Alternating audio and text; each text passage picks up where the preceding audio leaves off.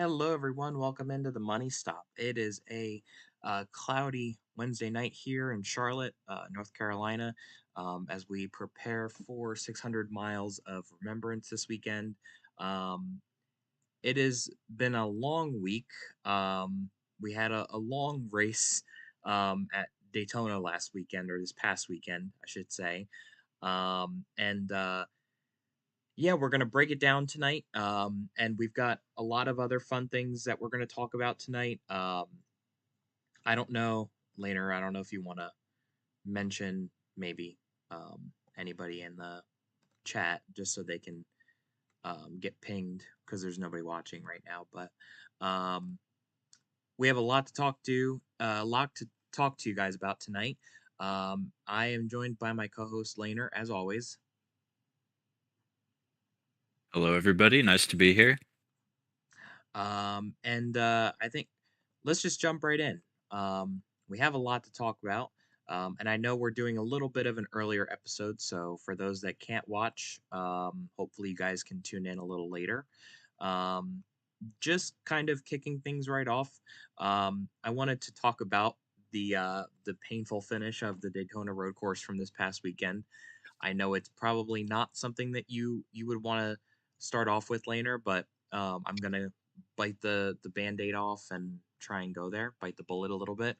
Um, so I guess just from your perspective, um, walk me through those final laps, and because I kind of gave up at the end of uh what was it, the second stage, I think. I just completely gave up. I was lagging so hard, so I just completely parked it and logged off. But from what it sounded like, the rest of the race was pretty interesting.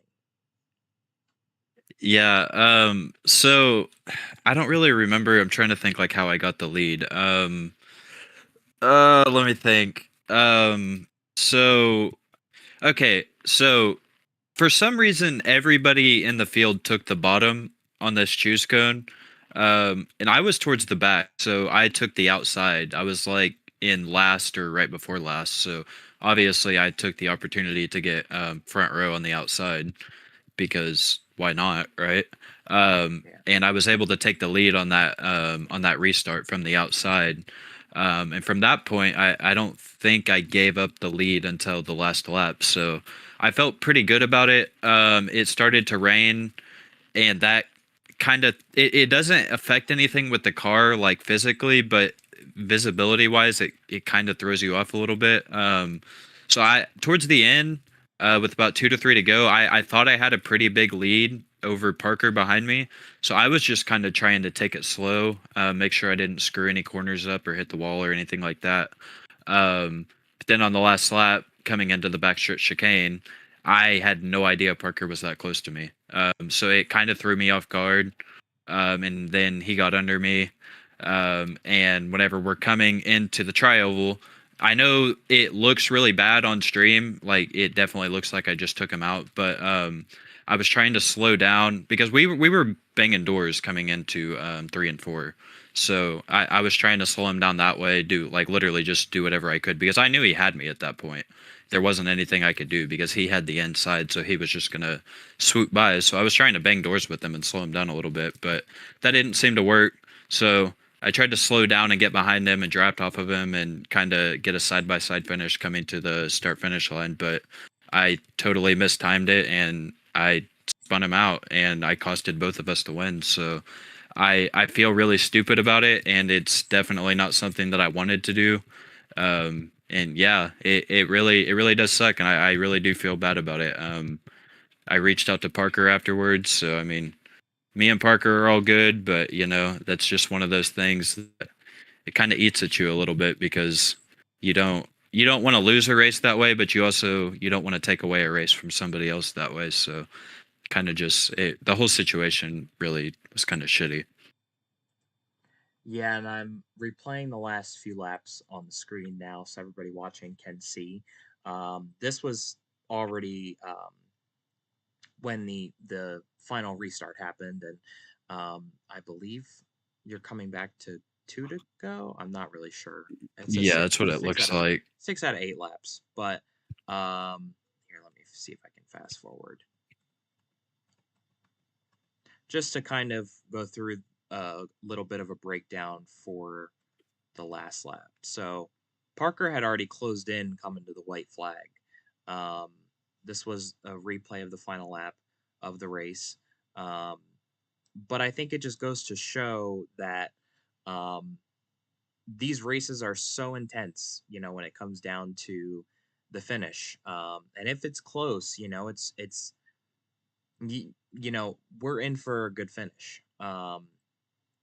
And I think obviously it's not the finish that SSR had hoped for, or I'm sure you or Parker, but sometimes that's how these things iron out, unfortunately. Um, you know, all of us have learned the hard way with that.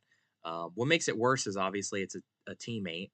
Um, and you, as the co owner, it's like, I'm sure it sucks, but at the end of these things, sometimes it's just that's how it rolls. But Yeah, and I think that's kind of also it just goes back to us having new cars because I kind of assumed that it was going to be like the old car where whenever you slow down in the old car like you slow down pretty quick. yeah, But I didn't slow down as quick. I really expected to slow down just be directly behind him. But whenever I slowed down and I tried to get behind him, he was still there. Um mhm. so that's not really the situation you want to be learning the car in, but I mean, you know, there's only sometimes it's just kind of how you have to learn. But like yeah, you can see on the stream right now we're like I'm trying to bang doors with him. I'm literally doing whatever I can to try to slow him down, but yeah, it's and And then land land really just is blows yeah, land blows by us really quick cuz we like just both lost momentum. he came out of nowhere. He came out of nowhere. So talk about right position at the right time. He definitely put himself there. Um, Oh, yeah, definitely. I mean, he was close enough to capitalize. yeah, Because I kind of got the car going again. I thought maybe for a second I was still gonna be able to win, but no, he blew by pretty quick. yeah. But I just wanted to show that quick finish there. Um, so that is the finish from this last weekend's race. Pretty crazy, I would say. Um, just jumping into some of other news from the race. I'd say overall the racing wasn't too bad. On my end, I am kind of pissed with just how I performed. Was not as proud of myself with how I performed. Only because it just did not really work out with the lag. I think if the lag wasn't a issue, I think it would have been a lot more enjoyable for me. Um, but also I think too that like I don't know, just with this layout, I don't think that these cars quite fit the layout of this road course. Um, if there was a different layout of the course, maybe, but um, very very hard to tell. Um, I don't know.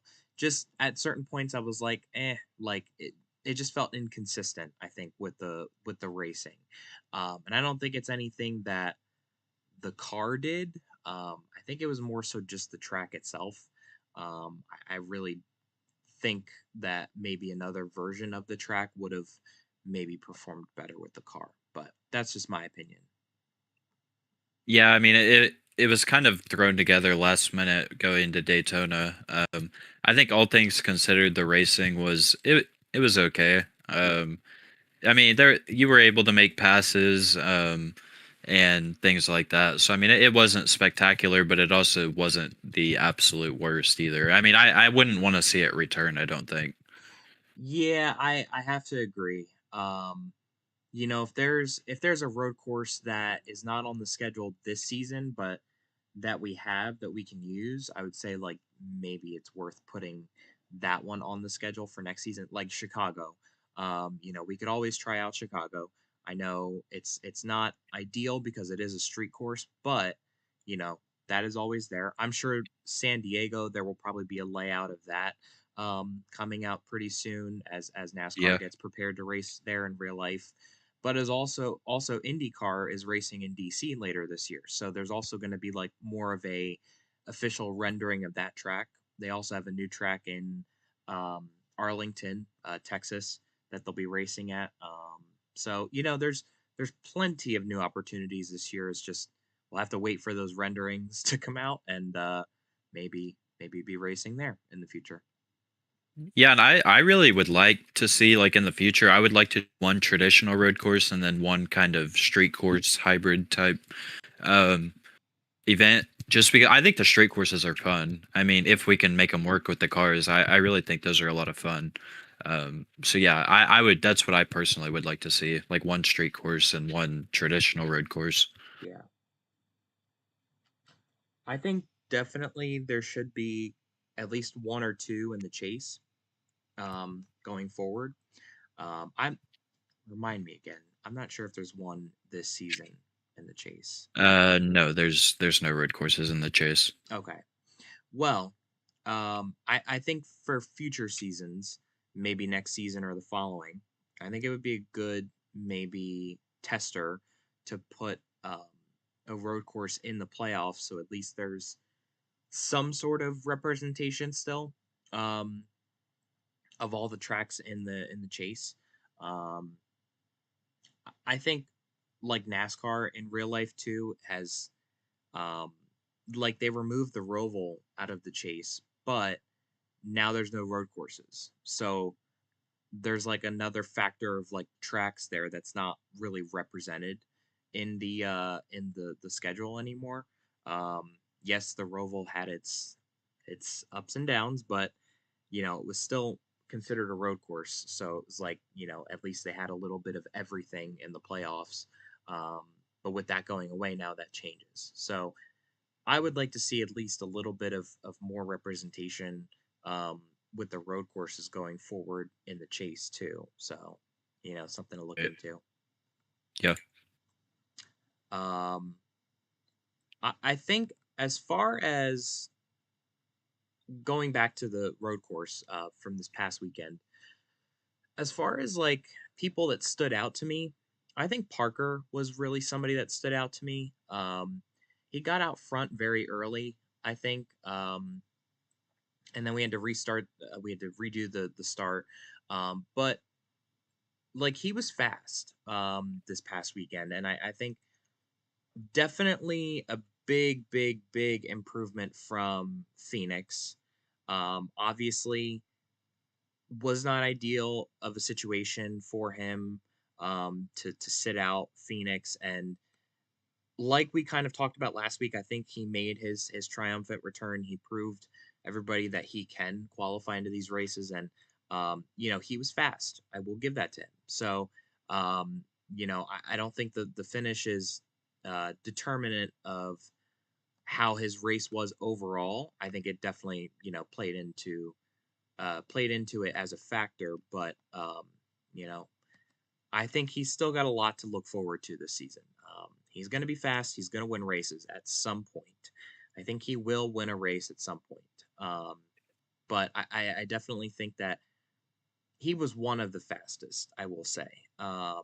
He was one of the fastest out of the cars this past weekend. If there was somebody who was not fast, I would say it was probably Benji. Well, he didn't even qualify in. yeah, he didn't qualify in, but somebody that was in the back with me until I left.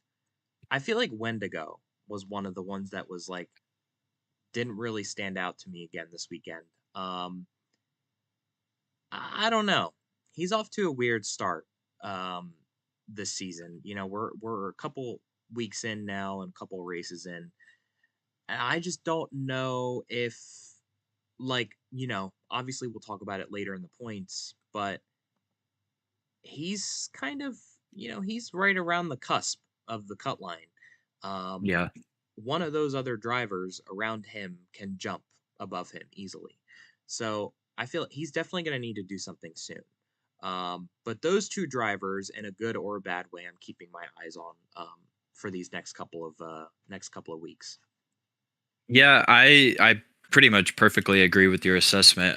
I think almost everybody what kind of contended at Daytona. I think Parker stood out. Landon Parker stood out the most to me. I know Craigus won both stages, but I don't really think he was anywhere close to the fastest. And I'm not saying he got lucky by winning those stages, but I don't really think. I mean, there were a few times where I was right on his bumper in the infield. I mean, I almost was had a chance to win stage two. I just didn't have enough time, but I was like right on his bumper. I think he really struggled in the infield portion. Craigus did. Um, so I don't know. I think it was kind of a track position race. Like he had the track position when he needed to. Mhm. And I mean that's kind of what makes Craigus and the 11 team so deadly this season. I mean, they just continue to find ways to get the finishes. I mean, they won both stages again at Daytona, so didn't have the best car, but they still found a way to do it. So that's really kind of what makes Craigus so dangerous this season is that he has just continued to find ways, even when he doesn't have the best cars. So I would still say that was a really impressive race for him to do that when he did not have the best car.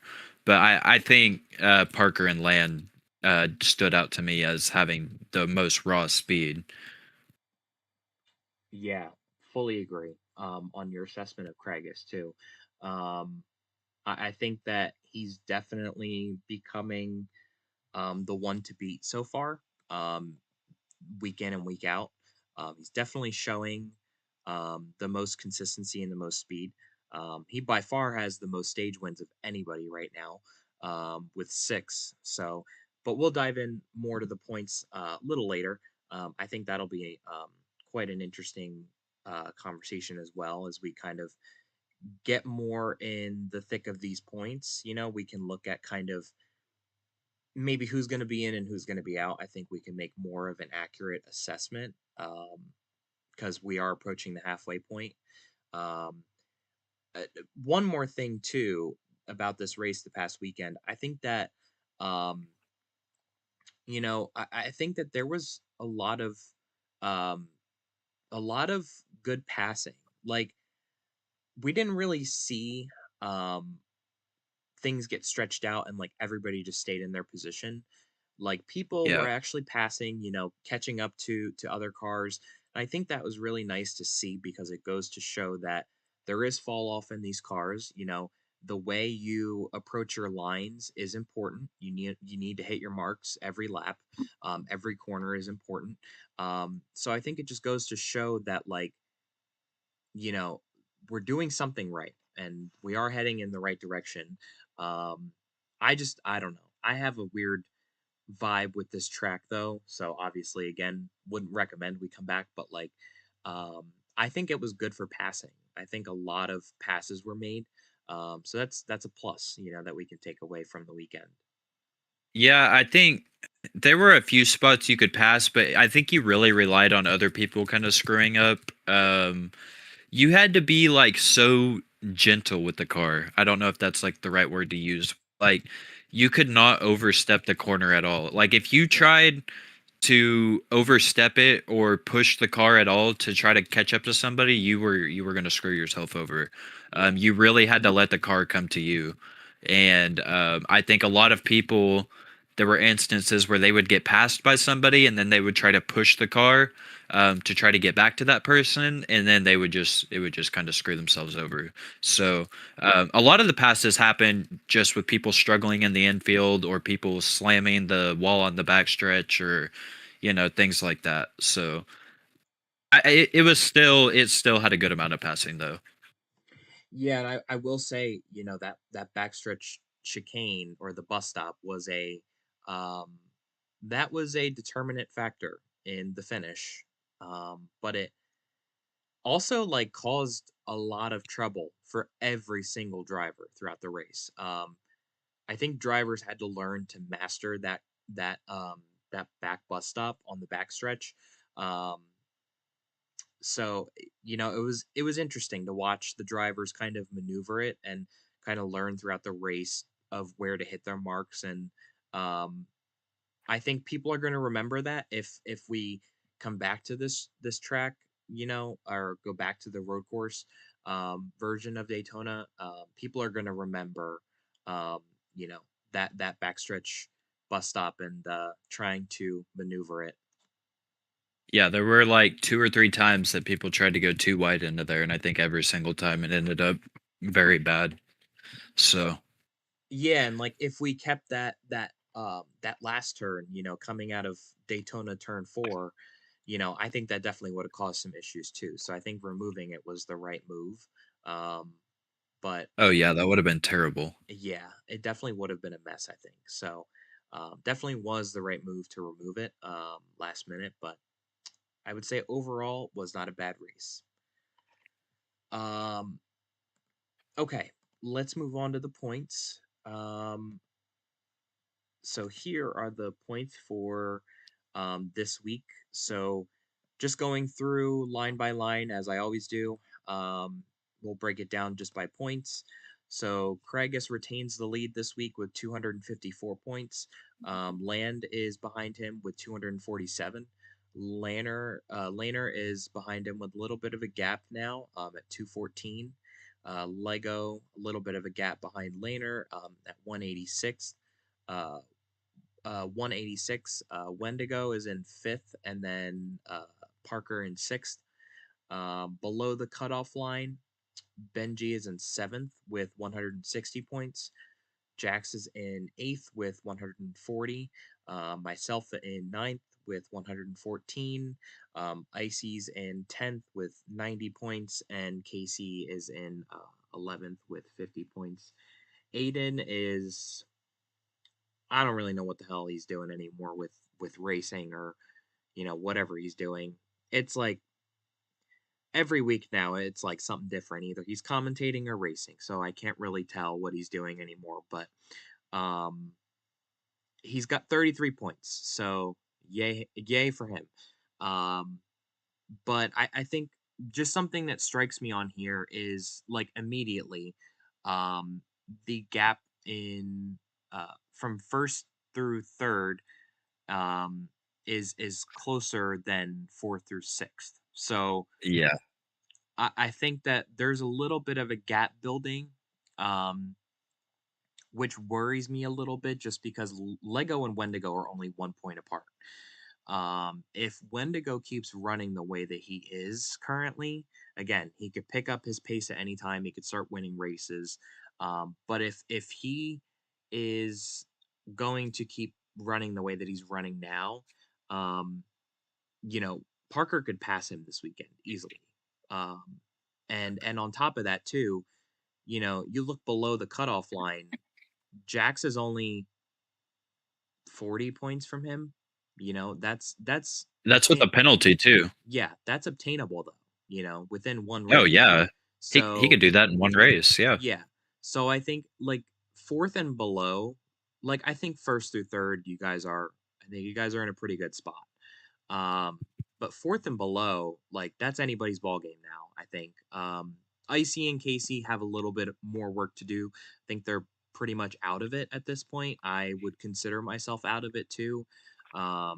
But you know, Benji and Jax, if they attempt to qualify and they're earning points, and there's times where they do make it in and they do race, I think one of those drivers above the cutoff line could receive the short end of the stick. So I think it'll be interesting to watch over the next few weeks.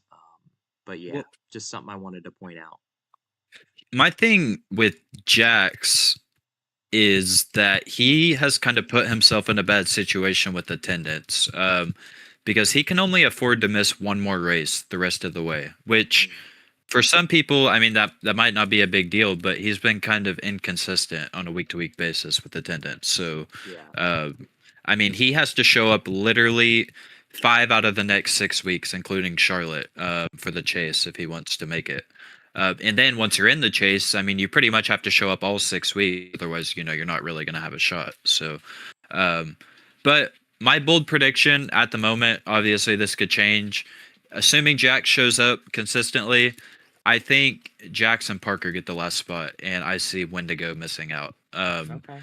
I just haven't seen the speed from Wendigo. It just hasn't been there. It's been a struggle to start the year, and this week is halfway. So I think we're late enough into the season where we can kind of start seeing these trends. Wendigo's a talented driver. I think he could turn it around. I just haven't seen that from him yet. But I could also see a world where Lego falls out of it too. So I don't know. I really think it'll be interesting because Lego's issues aren't necessarily talent. I don't think. I think it's more lag issues. Hmm. Um, but I mean, he didn't even race in Daytona because his lag was so bad. Yeah. So, I mean, what's going to happen if he has bad lag on one of his qualifying laps and he DNQs? I mean, at least one thing I can say about Wendigo is that he normally has enough pace to qualify in. Um, he might not be the most consistent when he's in the race, but he does make the race, so he is getting valuable points. I really think that final spot, in my prediction, Parker and Jax get in. I think that final spot between Lego and Wendigo, that will be the final spot in my opinion between Lego and Wendigo. Okay. All right. Maybe some bold takes then for later on in the podcast season. Um, One thing that I was noticing while you were talking is you are the only one that has five top fives and five top tens on that list. You are the only driver. Um, and I think it's very uh, interesting because you don't have any stage wins.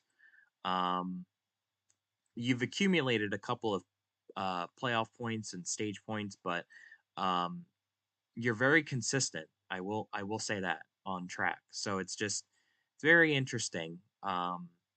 You are the only one there too. So um, I wanted to point that out because, like, Land has two wins already. He's the first one to get two wins, but he only has two top fives. So it's like there's Yeah, his there's only also top fives are the wins. yeah, yeah. So Basically, that's he's either winning or not finishing in the top five. yeah, and that could be something to watch to keep an eye on too. So, I mean, again, he'll be all right in points, but I think it's gonna come down to also like where you seed when it comes down to the chase. So, you know, losing spots from where you're at now, if you drop below second or third, it's like, you really have to be careful if you start dropping in points. But I mean, he's winning races right now, so you can't really complain that much. Yeah, I remember there was one season where I had a top five every single race, and I was about to do it all the way up until the regular season, and then I think at that last race, like I didn't get one. But I think like I don't know, I've just always been really good at like maximizing the car. Like even if I don't have the best car, like I try to get whatever I can out of it. And although I don't always have the best speed, like I normally I seem to find a way to maximize my days. So I thought that was interesting too, though. I didn't really realize that, but yeah, I haven't had the best season so far, but it's kept me up there in the points. Exactly. And that's all that matters right now is, trying to score the best amount of points that you can. Um, Yeah, Another I mean thing, Lego has more stage points than me, but I think Lego missed a race too, though. That's kind of why he fell off pretty hard after Daytona. I see. Um, Craig has put in the chat that Land should have three top fives because he finished top five at Vegas. Okay, well that yeah that could be possible. So, But um, even regardless of that, that doesn't really change much. yeah, yeah, just a quick note though to keep accuracy. Um, but yeah, I think it's very interesting. Um, I think in the next couple of weeks we'll be able to make more predictions as to kind of who's going to be in and who's going to be out. But it'll be interesting to see. I am very much looking forward to it. So, um, those are your points though for the week. We will move on here to let's see. We'll move on here into the next segment of the episode. If I can get this to go away. There we go. All right. It is time for hit the gas, pump the brakes. So this is something we introduced last week, and again, we're going to be talking, every week about these things. We're going to be having different prompts, different predictions, and we'll predict whether we're going to pump the gas or hit the brakes on it, whether we're kind of doubling down or not doubling down, I guess, on something, on a prompt that we have. Um, so our first prompt of pump the gas, hit the brakes is Craigus and Land will not DNQ a single race for the rest of the season. Laner, I'm gonna hand it off to you to start. Um, I am going to hit the gas. Okay. I think Craigus and Land have both shown enough consistency to not DNQ. Also, neither of them really seem to struggle with lag that much. I know Land did earlier in his career, but he seems to be pretty good now. So I think, yeah, I'm gonna hit the gas on that one. Okay. I am also gonna hit the gas, primarily because it seems like for right now, every track that they've gone to, they've put enough practice time in, with logging laps and using the opportunities that are given to them to log laps. So as long as that obviously continues, I will hit the gas. But if there comes a week or there becomes a stretch of races where they don't have as much time to log laps or practice beforehand, that could prove to be an issue down the line, with trying to qualify in. So I am going to uh, hit the gas for now, but leave the door for maybe pumping the brakes, later on in the season. So, um, all right. Next prompt here is SSR gets 3 or more wins. There's already um, one on the season so far, but SSR will get 3 or more wins. Hit the gas or pump the brakes later. Mm. Uh, I'm gonna hit the gas because we already have one and three or more. I mean, I think we at least get two more wins this season. I think Parker has shown a lot of speed. Um, and I think I've been showing more speed recently as well. And I really believe in Lego still if he can figure out more of his PC issues. So yeah, I think there's a lot of potential with SSR, and I really don't think it's out of the question to say we get at least two more wins. Yeah, I think we have plenty of time too. I don't think there's any cause for concern. So, um, I am definitely looking forward to the opportunities, the future opportunities to win more races. So, um, for the team and for the organization. So I think that there will become more opportunities down the road. All right, pump the gas or hit the brakes. Parker will win a race this season. Hit the gas. Okay. All right. Interesting. All right. Is there a particular reason? I mean, like I kind of just said, but I really think Parker's shown a lot of speed. He was close to winning at Vegas. He should have won at Daytona. Let's think. I feel like there was another track that he was really good at. I don't know. I can't remember. But Parker's been fast every race that he's been at this season. Like he has not been in the back. Hmm, Like he's legitimately been up front contending, and I think he would be a lot higher up in points if he didn't DNQ at Phoenix. hmm. Yeah, I'm also going to hit the gas. I think that um, he will win a race at some point this year, or this season. Um, Where that comes, I don't know. Um, but he's definitely shown speed the past couple of weeks in order to put himself in position to win a lot of races. He could have two or three by now, I think. Had everything worked out in his favor. But the way that things have fallen at this point, it is what it is.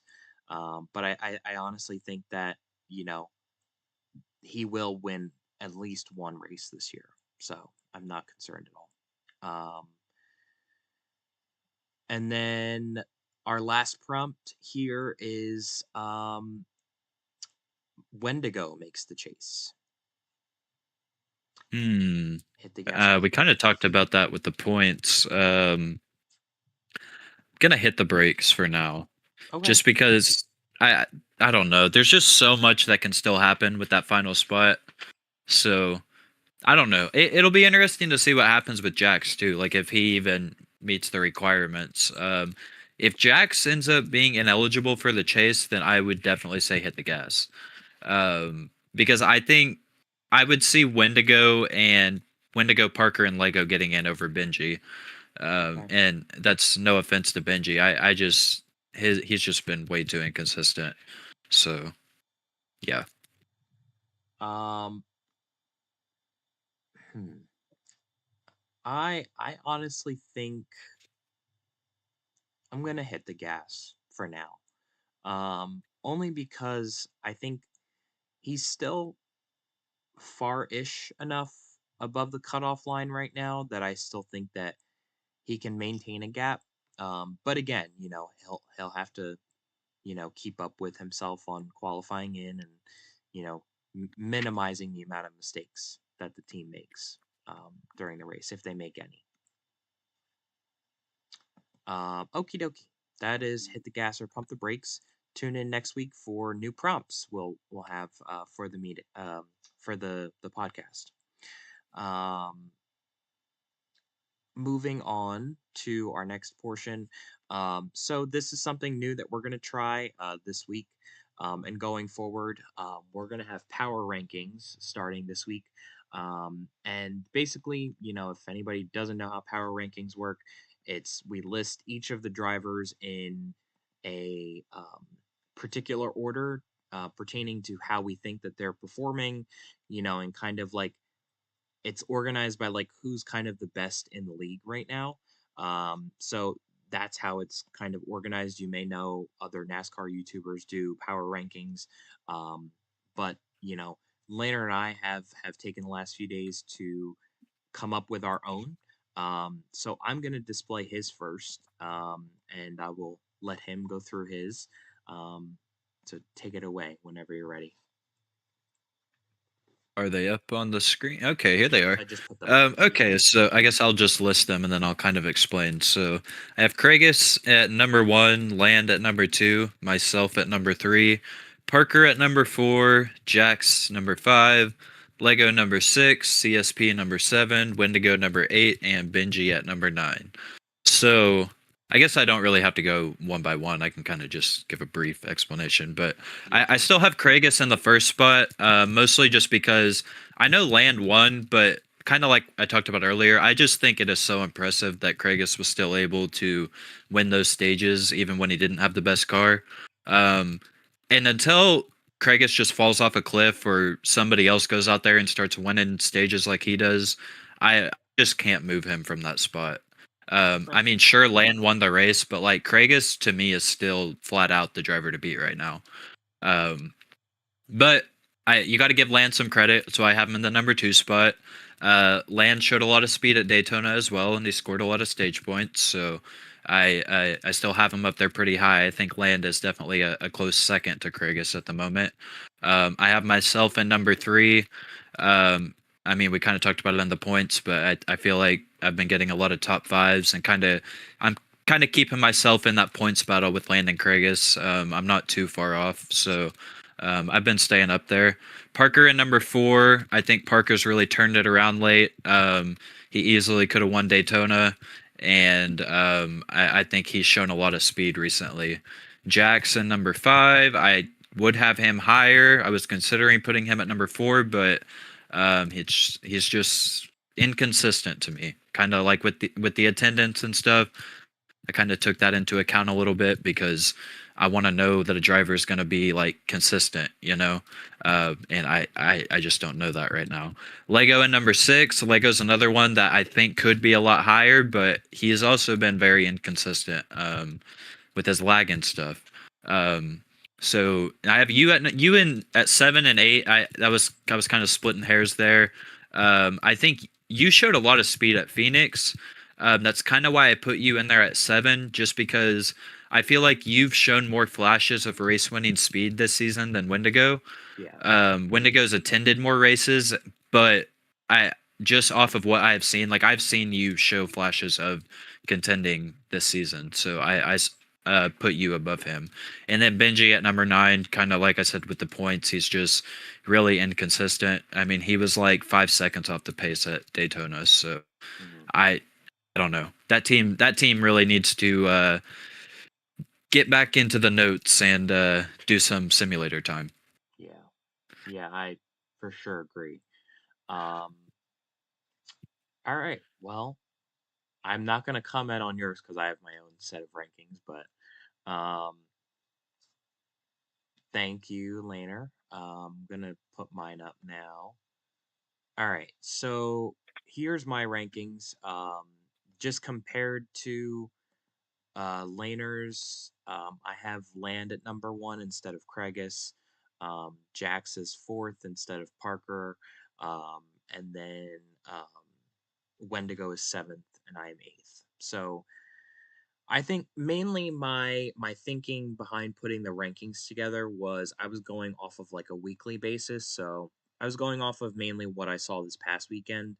Um, but also kind of taking into consideration the other races, but not as much. Like this past weekend weighs the most when I was putting these rankings together.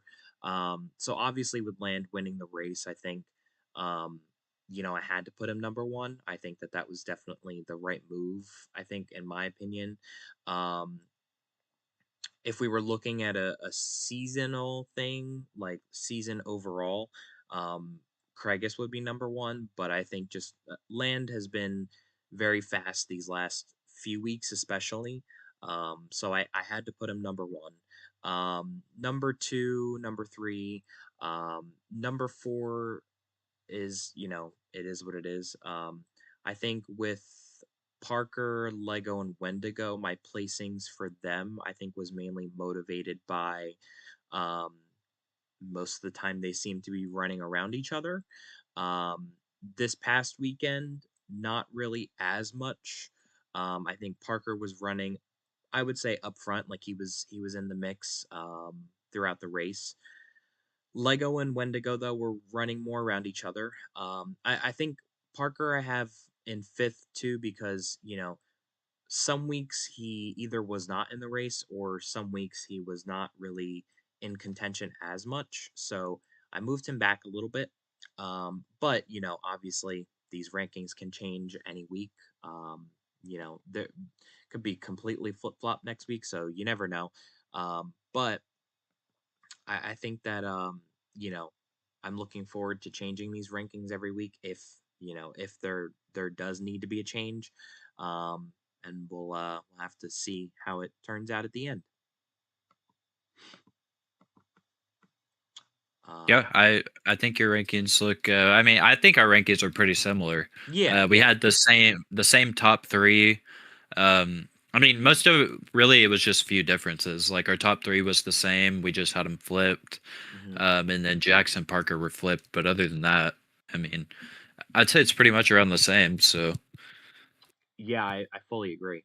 Um, since there's only a limited number of drivers too, I think it's definitely in the ballpark to say that it's probably gonna look pretty similar next week and following week and the following week after that too. So, um, I hope I'm wrong and we get some switch ups, but we'll have to see. That's the only way to find out. You'll have to tune in next week. um, alrighty, moving right along here. So we are going to preview this weekend's race, the Salutes 600, ROCAR's patriotic race of the season. You could kind of say it's the Coca-Cola 600, our Coca-Cola 600. Just looking at some of the preliminary information for this weekend. So it is 180 laps. There is 4 stages this weekend, so there's an extra opportunity to earn some more points. The stages are 40, 40, 40, and 60, totaling for 180 laps. The race is on Friday. The pre-race meeting is at 6:45, practice is at 6:50, and then qualifying is at 7:10. After qualifying, we're doing driver intros and national anthem, so just be aware of that. It will be a little bit of a longer pre-race ceremony type of deal, and then the race will kick off after those finish. So, um, just from what we've seen tonight, there's been a couple drivers practicing, but I would definitely encourage everybody to get some laps in because it's going to be a long race this weekend. So, I can't really emphasize the fact enough to get some laps in while you have the opportunity. It is Wednesday. You have a couple more days, so get those laps in. And qualifying is going to be important because there's an extra stage to earn points in, and there's um there's a good opportunity to win the race this weekend. So Yeah, just to kind of shout out Parker, just because he's been here since before we even hopped on, and he's the only driver that has stayed practicing the whole time. hmm, Um, but just shout out to Parker for that, because he's definitely taking the practice very seriously. yeah, Um, just thought that was shout out worthy, because we've been out here for a while. yeah, Charlotte it's kind of a weird track to me. We kind of made some track changes a few days ago, because it was a little bit too loose. It kind of felt like a mini Atlanta. We didn't really want that type of race, so made the track a little bit tighter and added some traction compound up in the higher grooves. So I don't know if that's really going to do much. I know just from the laps I've done that the tire wear is crazy. Um, I mean, like 6 or 7 laps into the run, you're already feeling the tire wear. So I'm kind of thinking like, late into the run, maybe some people will move up into the traction compound and maybe try that out a little bit because there is some grip up there. But I really don't know what to think because all the lap times that I've seen people running are identical. hmm. Really, nobody is like standing out. So I don't know. It kind of makes me nervous for qualifying because it's just so intense, and we have like 10 people checked for this weekend. So it's gonna be interesting. Very very interesting. Yeah, um, I think one of the main things that I'm looking at is that this weekend is the highest amount of laps that we've ever run in a road car race before. Um, and I wonder how that's going to take among the drivers that are going to be qualifying in. But also too, if there's going to be more strategy thrown in. I love the word strategy. You guys know that by now. But I honestly think that this race is not going to be like any other 600 we've ever had before. The 600s we've always seen have been train races, and then in the corners people wreck basically every lap. Just because as you get spread out, it's like you're braking and you're trying to get back on the gas. This is a completely different animal. Um, this track right here is a completely different animal. Um, so please practice. Please practice. Um, I honestly think that it's going to be fun this weekend. I'm very much looking forward to it. So can't wait to hop out on track later and lock some laps. Yeah, it'll definitely be exciting. I think qualifying will be extremely interesting though. That's kind of what I'm looking towards. Yeah. We did put the new format out though. And I know some people saw that, but that kind of gives drivers an extra chance to make it if they don't qualify the first time. So I Hmm. guess there's a little bit less pressure, but I mean, you still really want to be in the top six, Yeah.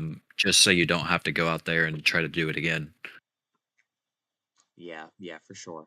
Um, I honestly think that opening up that LCQ style of qualifying will definitely help some drivers that just may not set times that are within the top six or like nearly in the top six. I think it'll allow them to have another opportunity to get in. Um, so again, it's important that the drivers qualify or the drivers practice in order to qualify in. It's can't be emphasized enough. So I definitely think that it'll be interesting to watch. I am very much looking forward to it. So um, I'll have to wait and see. Who has even checked? Let me see. Who's checked? Um,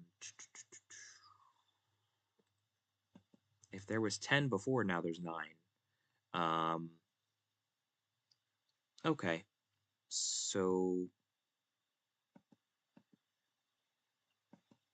Icy is questionable. Okay. So interesting list on there, but Jax is currently checked to try and qualify in. So is Benji, um, and Aiden is on the list too.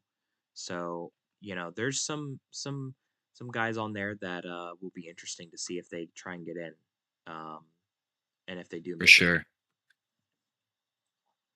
in. Um, let's talk about our rate the race. If there's nothing else you want to talk about with Charlotte, at least.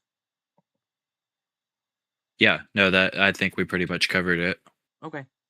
Um, I think just like throwing it out there that this is a crown jewel, so you know winning this race definitely puts it on your racing resume.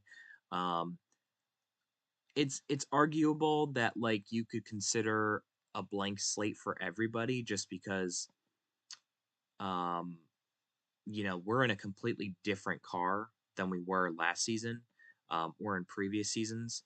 So I just I think it's going to be a completely different ball game. Everybody's going to have to relearn the way that they once raced this racetrack. So winning this race, I think this weekend will definitely mean a lot for your career and the hard work that you put into this weekend. So I think your results will be dependent on how much effort you put into practice. I agree. Um, all right, let's move to rate the race. Um, I'll go first since I feel like I've been pushing everything on you first this episode. Um, I honestly would give the road course, I think I would give it a 60%. I enjoyed the racing, but the finish was very controversial, I think. And like I enjoyed the racing from a spectator view, I think. Racing in it in like myself was literal hell. So, I did not enjoy it, but I know that other people enjoyed it that, did not have any lag issues. So I think I'm going to stick with the 60% and I'm going to stand on that. I think I'll go like 65. Okay. At kind of the same reasons as you. It wasn't anything too special.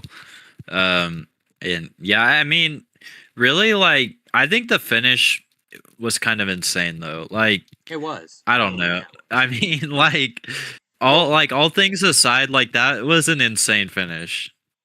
another thing is, Laner, too, the 500 was only a couple weeks ago. We just had that finish, too. So, we Yeah. are having a great season so far with Well, having this a one finish. wasn't really like it wasn't like a close finish, but it was like a what the hell type of moment because Yeah. for someone watching at home, you see that and you think, oh, like Laner's gonna win. Then no, Lane just blows by and wins. I'm trying to think. There was a race in real life that was kind of like that, The where like Clash. The Clash. The Broken yeah, Clash. yeah, Yeah. where and he like he's getting his speed going back up, and you think he's gonna win, and then the other driver just blows right by him. Yeah. Yeah, so I mean, That's the it was only an thing that I exciting can think finish, of. but it was definitely very controversial. So, and the racing leading up to it was not the most spectacular either. So, Yeah. I have to agree. Yeah. All right, cool. Cool, cool, cool. So that is your rate the race for the week. You guys can tune in next week for our ratings for how this weekend will go. Should be very interesting with the long race pending. Um, okay, let's get down to our picks, and then we're going to talk about some Daytona 500 action. Who you got for this weekend? that's a hard one to pick. I really think it's going to be close. And it's really hard for me to even say until we get cars out there in dirty air and stuff, because all the lap times have just been so similar. Mhm. Um, I'll just go with Craigus just because Okay. he's proven time and time again this season he can be up there and contend. But if I had to guess, Craigus and Land will be probably the two fastest. Um, yeah, I think it'll probably be Craigus, but I wouldn't be surprised if Land won it either. Okay. Um, going into this episode, I didn't really know who I wanted to pick. Mainly because I think that, again, like with the kind of the animosity of the weekend and the craziness of everything, um, like 180 laps is crazy. So, we'll have to see, kind of what we're in for. Um, but I don't know, man. I don't know. This is hard. Um, hmm.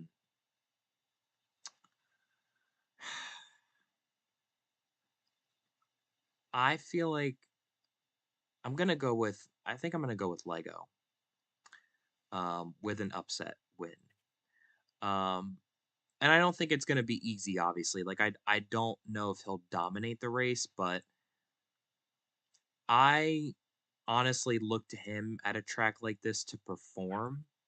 You know, I know that the team hasn't had a lot of speed on the mile and a halfs this year, but I honestly think that they will find something this weekend. Um, and there's plenty of time for anything to happen, anybody to, to make the right moves, and anybody could win this race this weekend. So I think I'm gonna go with Lego. Yeah, I think it's really like it's you're just guessing at this point because I really Yeah. think whoever has track position towards the end is going to be the one that probably wins. Um, and with 180 laps, it's going to be crazy because you got to think about how many pit stops we're going to have. There are just so many different opportunities for drivers to shoot themselves in the foot. Yep. Um, I think whoever has the most mistake-free day is going to be the one to end up winning. But I mean, we're going to have green flag pit stops, yellow flag pits. Like there's going to be so much stuff that happens in this race, and everybody is just going to have to keep their head on a swivel. I fully agree. I fully agree. Um, Alrighty. Well, with that out of the way, let's talk about Daytona 500. So qualifying is tonight for the front row, and then the duels are tomorrow night. So the lineup will be set before this weekend's events, at least for us. So we'll get our picks out of the way now, and you know determine who's gonna win the 500 in our eyes. Um, the 500 is supposed to kick off on Sunday at 2:30. Um, with the rain apparently in the area, maybe for Sunday. Don't really know if they'll get the full race in on Sunday. What it's looking like is it may be a washout, maybe later in the day. So hopefully they'll move the start time back and maybe get in the race before the end of the day. Um, but at least for my picks and what to expect, I think that I don't know, like this year feels a little different, and I don't know if it's because of the changes that NASCAR's been making, kind of to return to their roots in a sense. But this year feels a little different, um, in terms of the kind of intensity of it. I feel like there's going to be more um, aggressiveness this year, and there is a little bit more horsepower in the cars this year. So I think that they're going to be a little faster this year, and that's going to produce a little more chaos, which is not always not always a bad thing, can go for some chaos every now and then in NASCAR. Um, but for my pick, I don't know. I think I'm gonna go with Austin Dillon. Something like has a hold on me that I feel like it is an Austin Dillon year, unfortunately. And I don't know. I honestly I think he will be fast on Sunday. I think he might surprise a lot of people. So I'm gonna stick with that pick. Who knows? He might get taken out on like lap 20 in the big one. Um, who the hell knows at this point? What could happen. But for now, I'm gonna stick with that pick. And if he crashes out, I'll pick somebody else. So All right. I want to pick Logano, but he's always so fast in this race, and he normally wins a few stages and leads a shit ton of laps. But he never finishes this race, so I don't really think that's a good pick. But hey, maybe if the race gets rained out halfway, maybe, because he's normally leading around the end of stage two, so maybe. I don't know. Anyways, in all seriousness, I think the Fords will be really fast again. I would probably say they're going to be the manufacturer to beat. It's just been that way for the past 4 to 5 years now on these super speedways. So um, I'm going to go with Blaney uh, okay, because I don't think Blaney's ever won the 500.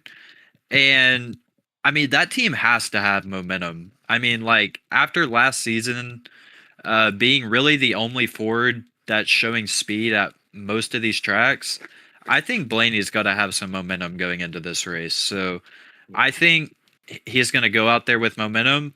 And if he's there at the end with a shot, I trust him to get it done, especially if he has some other Ford teammates to help him out.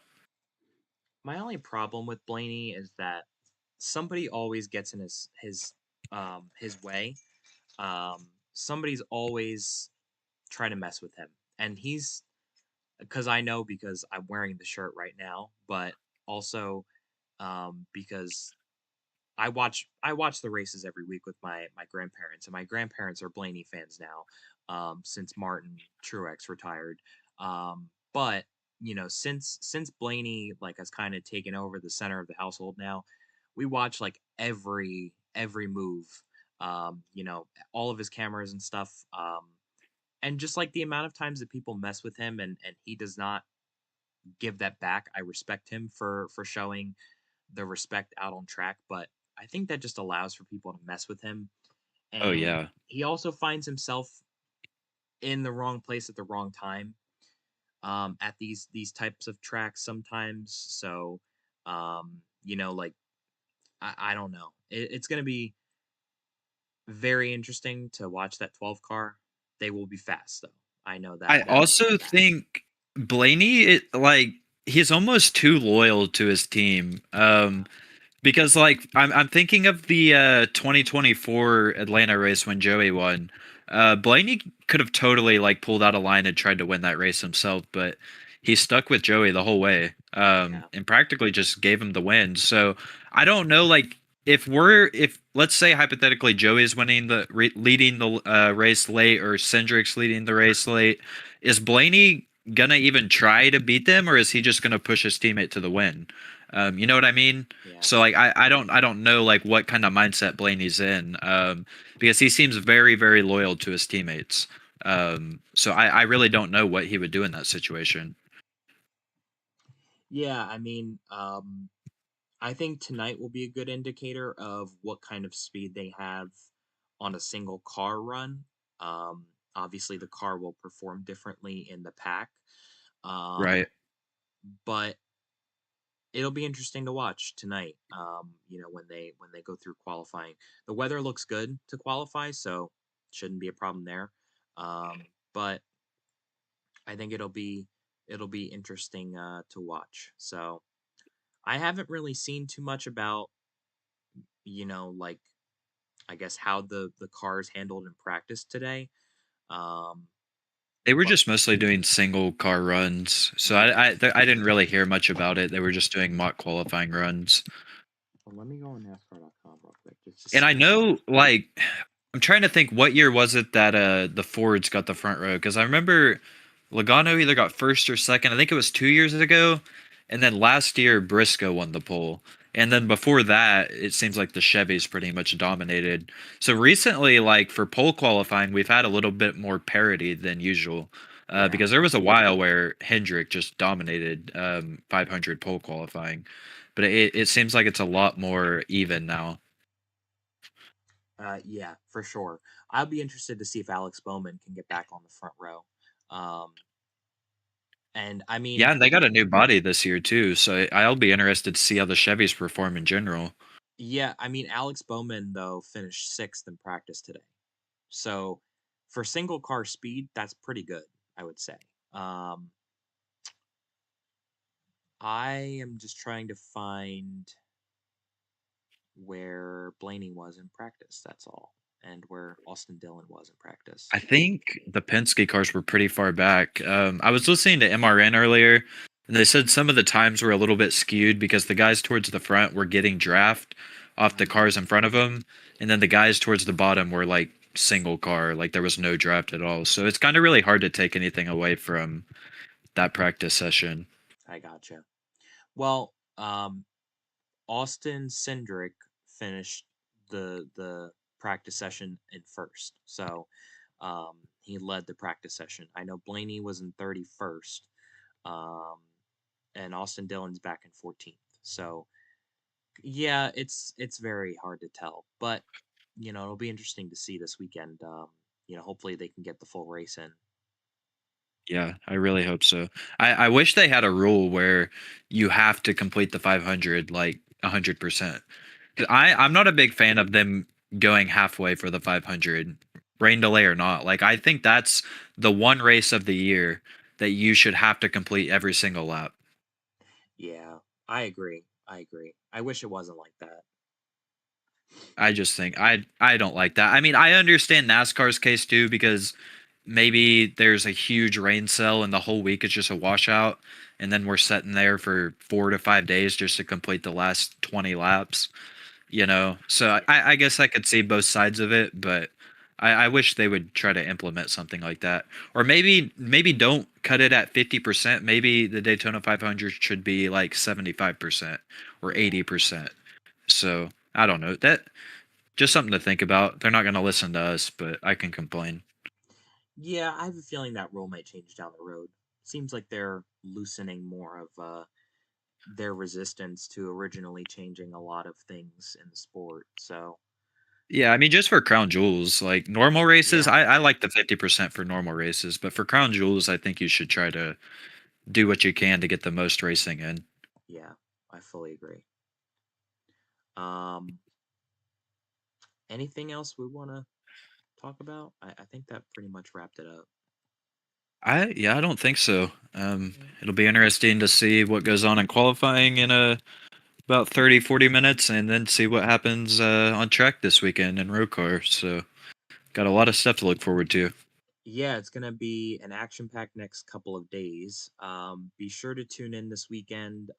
As obviously, the Cup race enters its uh, Salute 600, but D2 is also starting this weekend. So be sure to tune in for both of those races on Friday and Saturday. Um, as a reminder, Friday kicks off at 6:45 with the pre-race meeting. 6:50 is practice. 7:10 is qualifying, and then the race and all of that good stuff will follow after. Looking forward to 180 laps around this track behind us. Make sure you guys tune in this weekend for both the 500 and both races. Um, and yeah, we will talk to you guys next week. And yeah, thank you guys for tuning in. Appreciate you guys and have a great rest of your night. See you guys.